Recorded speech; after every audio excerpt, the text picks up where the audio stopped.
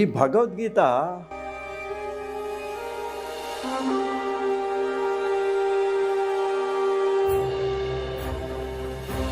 ఇవాళ నువ్వు, నీ భార్య, నీ పిల్లలు సమాజంలో ఎలా బతకాలి అనేటువంటి నైతికమైనటువంటి స్థైర్యాన్ని భగవద్గీత ఇస్తుంది.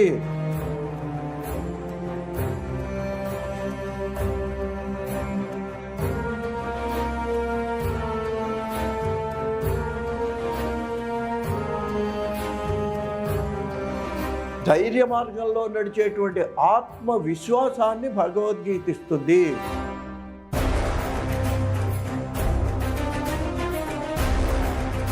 కాబట్టి అటువంటి భగవద్గీతను సంగ్రహంగా ముఖ్యమైన శ్లోకాలు వివరిస్తూ మరి ఈ ఛానల్లో భగవద్గీతను ధారావాహికగా మరి ఇవాళ చెప్పడానికి మేము ప్రయత్నం చేస్తున్నాము.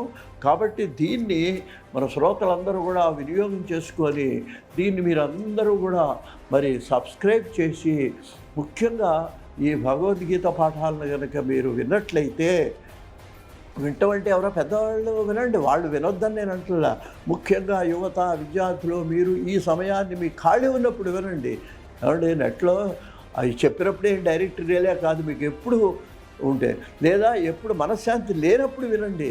అప్పుడు మీకు మనశ్శాంతిని ఈ భగవద్గీత కలిగిస్తుంది.